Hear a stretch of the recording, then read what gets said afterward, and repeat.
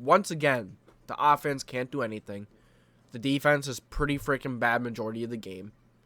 And, how does it feel having your division rivals come into your home to kick your rear end in?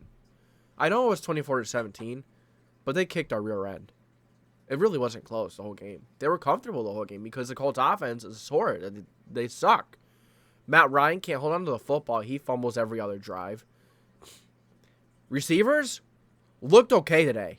The receivers weren't horrible. Dulin made a few plays. Pierce made a few plays. Campbell made a few plays. Pittman made a few plays. Offensive line sucks. It's horrible. I didn't see Pinner out there. Wolf Fries, the offense didn't look any different. The left side of the offensive line had so many miscommunications. The right side of the offensive line had so many communications. This offensive line is horrible. Gus Bradley and Mr. Clean, a.k.a. Gus Bradley, can walk himself and Brandon Fashion out of the door. Because Isaiah Rodgers, when Isaiah Rodgers was in there, he made that solo tackle on Derrick Henry. How many corners could do that? So what happened to Josh Norman? Josh Norman tried it. Right? I didn't see Brandon Fashion in there. I actually saw EJ Speed make a few plays today. Dale Dangmo made a few plays today. There were some bright spots. Majority are dark, horrible, hurt the eyes. No one wants to watch this team. No one's going to want to play for this team. And it starts with the leader. And that is the head coach. That is Frank Reich. Where is Matt Ryan's fire? Where is his fire? We need it because Frank Reich has no fire. You see how on the other side of the field, on the other sideline, how Mike Vrabel was jumping around, yelling at the refs. He shows emotion. He holds his players accountable. Frank Reich doesn't. He doesn't hold his players accountable. Something bad happens, he stands there. Something good happens, he stands there. He doesn't yell. He doesn't get emotional. I get it. It's not good to get emotional, but, show some life over on that sideline. Show some life. I would kill to have Mike Vrabel right now over Frank Reich. Mike Vrabel gives his playmakers a ball. He sticks to what's working. He doesn't just change it up to change it up. He doesn't try to beat the other team's strength of something's already working against their weakness or something's already working in general. He doesn't try to change it. Why put out a fire while it's still burning?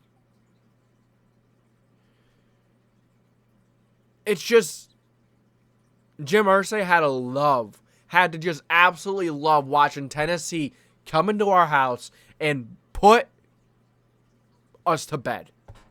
Because we're not going anywhere. We're not beating anyone like this. We beat the Chiefs last week, but, we were gifted a 5-yard field position where this guy more muff. So, week 1, you'd think they'd have some urgency from losing in Vegas, losing to Jacksonville. Not just losing in Jacksonville, getting your rear ends absolutely stomped on. Getting your face beaten, your nose beaten to your face. You come out week 1, there's still no emotion. No one has any urgency. No one looks like they want to be out there. And there's the same thing that Frank Reich says every week. Oh, we got to get better next week. We're making good progress. We got to get better next week. Yeah, what progress? What progress? Every time you say you're making progress, we lose progress. We take 5 steps back. Not 2, not 3. We take 5. And it feels like it's happening every game. What's with the offensive line? Clean house. Clean house. Please.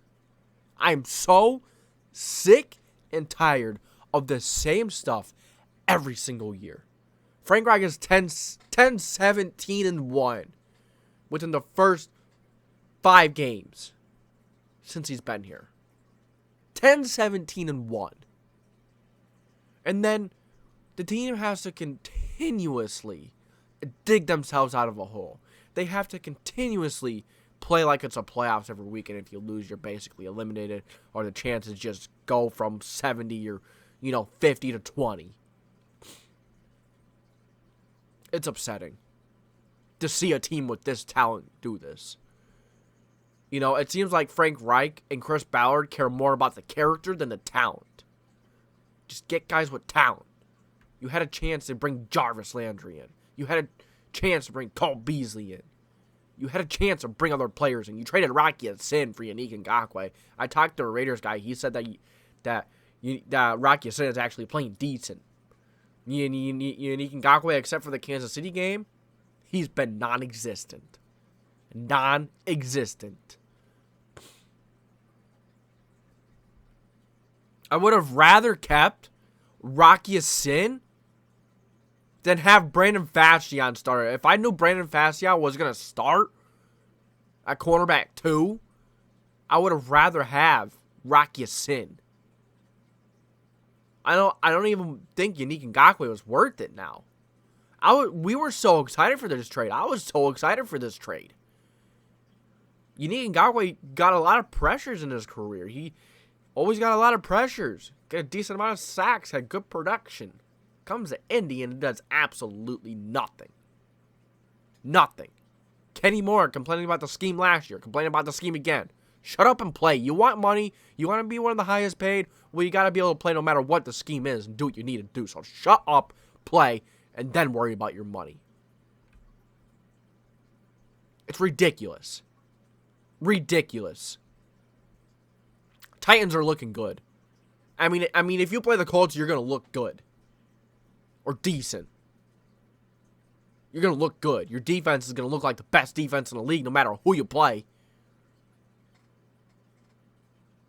It's disgusting where this team is right now. Changes need to be made soon rather than later. Not going to happen. Not going to happen. Heck, I don't even care who starts at quarterback at this point. I don't care. Put Sam Ehlinger and put Nick Foles in because, you're killing Matt Ryan. You're quite literally killing Matt Ryan with that offensive line. Quite literally killing him. I wouldn't take $1 million a year to go and freaking stand behind that offensive line. Heck, I want my health. I want to live. I want a back. I want a neck. I want a body that can somewhat move after a game. With this putrid offensive line. Quenton Nelson being paid $20 million a year. Yeah, where's that getting us? How's the tackle situation? You'd pay $20 million for a guard, but you wouldn't pay $20 million or maybe $17 million for a tackle in free agency. You won't pay premium dollar for premium talent. Chris Ballard is cheap. Frank Reich can't use talent. You put that together. Frank Reich is stubborn. Chris Ballard is cheap. This is what you're gonna get. This is what you're going to get. It's disgusting. No one wants to watch this crap. I'm going to watch it because I love Colts. I love the football. I love Colts. No matter who's at the coach, no matter who's the GM, who's the quarterback, who's the signal caller, no matter who's on defense, I'm going to love the team. But I do not love the people that are running the team. I don't like how the players are treating the job. People go to that game. People go to Colts games, and they pay good money to go and watch Colts games. And Frank Reich is going to have the nerve to not have any nerves, not have any emotion on the sideline, to not hold players accountable. It's sick. It's disgusting. I don't want to watch this anymore. I'm going to because I love my Colts. I love the team. Am I going to have fun watching them? No, I'm not. Just going to have to sit back, relax, and enjoy it because nothing's going to change. Frank Reich is the offensive version of Chuck Pagano. Chris Ballard is not as bad as Ryan Grigson, but Chris Ballard is pretty damn bad at his job. Oh, our wide receiver room is fine. It's actually looking okay, but oh, the offensive line, that's our main priority. That's our main priority. It's like, it's our main priority, but in the trenches are your main priority, but every year you've been here, the defensive line, the edge rushers have been putrid. They've been terrible. Buckner hasn't been playing well. Grover Stewart has been playing well. Kwity Paye has been okay. E.J. Speed has been okay. The guys who are not expected to play really well are playing really well. And the guys who are expected to play like superstars don't play like superstars. It doesn't make any sense. Because the team is lost. They don't have a true leader. Frank Reich is a big players guy, big players coach, but why don't you get into their faces like Reggie Wayne does? I think, honestly, I don't care. I want to see Reggie at head coach. Clean house, keep Reggie. Just clean the house. Just clean house. Keep Reggie. Keep Reggie. He has no issue. Gilmore has been playing good. He's been playing okay. I'm not too mad with Gilmore. I'm just mad at this team in general. How I'm done. I'm gonna have to watch some tape, give some real thoughts on what happened and who played good, who played bad. It seemed like, even though the Colts had a few good drives, still haven't scored more than 20 in a game. Yeah. I think we rushed for over 100 yards maybe once. Maybe. You run on every first down. You're predictable.